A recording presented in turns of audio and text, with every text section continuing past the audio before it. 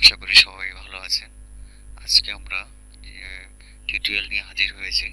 সেটা হচ্ছে এক্সেল শিটে, মাইক্রোসফট এক্সেলে আমরা কিভাবে যে কোনো নাম্বারের পূর্বে জিরো বসাতে পারি। তার আগে আমরা আপনারা যদি আমার চ্যানেলে নতুন হয়ে থাকেন অবশ্যই সাবস্ক্রাইব বাটনটি ক্লিক করবেন এবং ডান দিয়ে থাকা বেল বাটনটি ক্লিক করে নোটিফিকেশন বারটি অন করে দিবেন। তাহলে চলুন তিনটি ইজি পদ্ধতিতে কিভাবে আমরা যে কোনো নাম্বারের পূর্বে মাইক্রোসফট এক্সেলে জিরো বসাতে পারি সেটা দেখব। প্রথমত আমরা ধরুন আমি একটা ঘর নিলাম, সেখানে 0 4 5 6 7 8 0 5 6 1 2 এটা আমি ইউজ করি। তো করার পর এখান থেকে দেখেন আমি যদি ঘরটা সরাই, এখান থেকে সরানোর পরে দেখবেন জিরোটা এখান থেকে উধাও হয়ে গেছে, অটোমেটিকই নেই।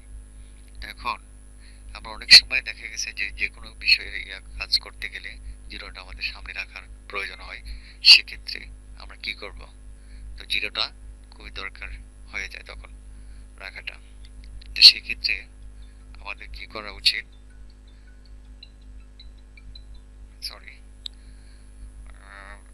এখন আমাদের করতে হবে পুরোটা আমি এখান থেকে কেটে দিচ্ছি। কেটে দেওয়ার পর আমি একটা ইনভার্টেড কমা ইউজ করব। দেন আমি একটি জিরো দিব, 0 4 5 6 7 8 9 দিলাম, একটা মিলাই দিলাম। দেওয়ার পর আমি এখান থেকে যদি সরাই ফেলি, দেখেন এখানে নাম্বারটা কিন্তু জিরোটা কিন্তু অটোমেটিক থেকে যাচ্ছে, কিন্তু এখানে একটা অপশন থেকে যাচ্ছে। সেই অপশনটা আমি এখানে ক্লিক করে ইগনোর করে দিব। ইগনোর করে দিলে দেখেন খুব সুন্দর এখন দেখা যাচ্ছে, এখন আর কোনো সমস্যা দেখাচ্ছে না। তো সেক্ষেত্রে আমরা একটা ইজি পদ্ধতির একটা পদ্ধতিতে দেখতে পারলাম। এখন সেকেন্ড পদ্ধতিটা হচ্ছে, ফার্স্ট পদ্ধতি গেল, এখন সেকেন্ড পদ্ধতি হচ্ছে আপনি উপরে যে জেনারেল ইয়াটা আছে, আমাদের এখানে পুরো ফাংশনটা আছে, এখানে আমরা দেখলাম। তো এখানে এই জেনারেলটা থেকে আমরা এখানে জেনারেল সরিয়ে টেক্সট লিখব, টেক্সট TEXT, টেক্সট লিখে এন্টার দিব। এখন আমরা এই ঘরে যদি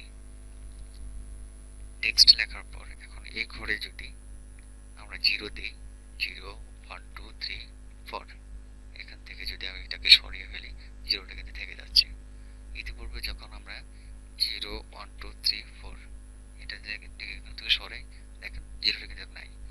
এখন এর সামনে জিরো দিতে হলে কি করতে, জিরো রাখতে হলে আবার বলে দিলাম আর কি, এখান থেকে টেক্সট লিখবেন।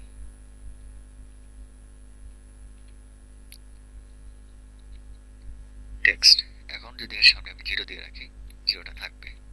দেখেন ওই অপশনটা আছে, আমি অপশনটা এখান থেকে সরিয়ে ফেলবো, ইগনোর করে দিব। দেখছেন, দ্বিতীয় পদ্ধতিটা আমরা জানলাম। এখন হলো তৃতীয় পদ্ধতিটা। আমরা অনেক সময় মোবাইল নাম্বার লেখার প্রয়োজন পড়ে, সেক্ষেত্রে আমরা কি করবো, অনেক সময় আমরা লিখি 0 1 7 7 1, তারপর একটা হাইফেন দিই,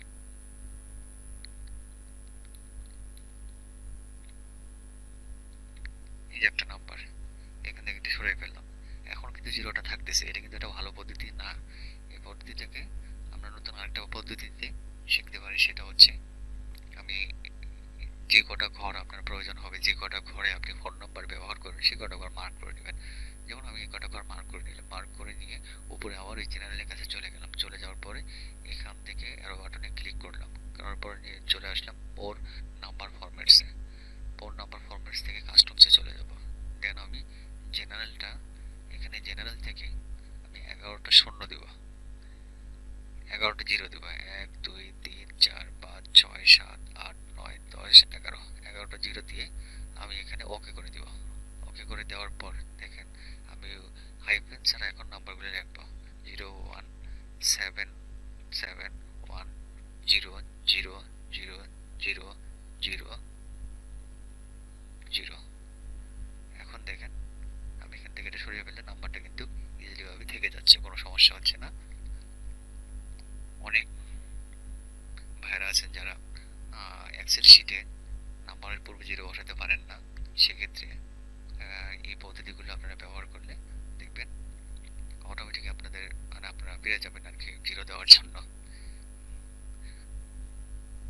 ভিডিওটি পর্যন্ত দেখার জন্য সবাইকে থ্যাঙ্কস।